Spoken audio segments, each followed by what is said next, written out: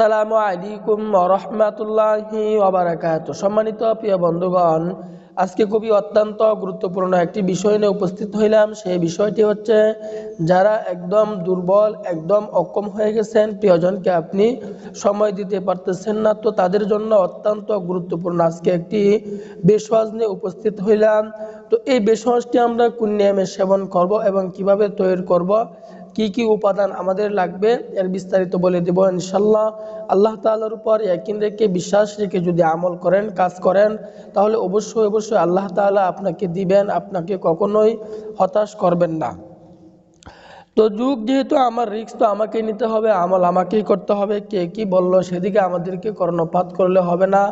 এবং রোগ সম্পর্কে আল্লাহ তাআলার কাছে 2-4 রাকাত নফল নামাজ পড়ে আমাদেরকে চাইতে হবে। তো যে সকল ভাইয়েরা 3 বছর 4 বছর যাবৎ এই সমস্যায় ভুগতেছেন, ছোটোখাটো বেশওয়াজে কাজ হচ্ছে না, তাহলে আপনি আমাদের সাথে যোগাযোগ করতে পারেন, কন্ট্যাক্ট করতে পারেন। আপনাকে ভালো একটি দিক নির্দেশনা, ভালো একটি পরামর্শ দেওয়ার জন্য চেষ্টা করব ইনশাল্লাহ। রোগ নিয়ে কখনো হেলা করবেন না। রোগ নিয়ে হেলা করবেন তো দেখবেন আস্তে আস্তে বড় আকার ধারণ করবে, যা আপনার আয়ত্তের বাইরে চলে যাবে, যা আপনার কল্পনার বাহিরে চলে যাবে।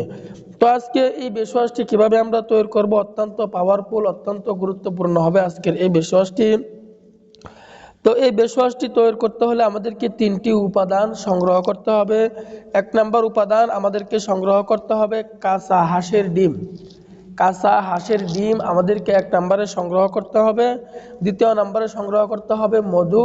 3য় নম্বরে সংগ্রহ করতে হবে গরুর কাঁচা খাঁটি দুধ।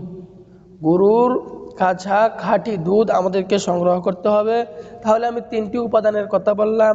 1 নম্বর উপাদান হচ্ছে কাঁচা হাঁসের ডিম, 2য় নম্বরে মধু, 3য় নম্বরে হচ্ছে গরুর খাঁটি দুধ। তো এই 3টি উপাদান আমি নিজ উপায়ে সংগ্রহ করে ফেলব। নিজ উপায়ে যখন আমি এই 3টি উপাদান সংগ্রহ করে ফেলব, সংগ্রহ করার পর হাঁসের ডিমটাকে ভেঙে পাত্রে রাখব। হাঁসের ডিমটাকে ভেঙে আমরা পাত্রে রাখব। ছোট্ট একটা পাত্র নেব। ছোট্ট একটা পাত্র নেওয়ার পর ওই পাত্রের মধ্যে হাঁসের ডিমটাকে আমরা ভেঙে রেখে দিব। রাখার পরে 3টা চামচ মধু পাত্রে আমরা দিয়ে দিব। 3টা চামচ পরিমাণে মধু ওই পাত্রের মধ্যে আমরা দিয়ে দিব।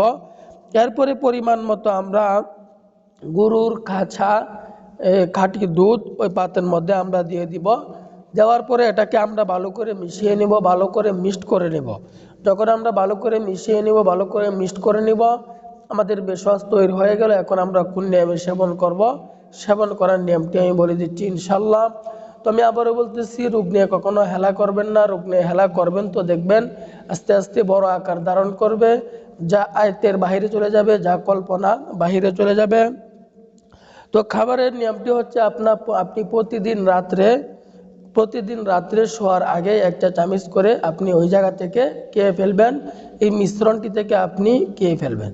প্রতিদিন রাত্রে 1টা চামচ করে মিশ্রণ আপনি ওই পাত্র থেকে খেয়ে ফেলবেন।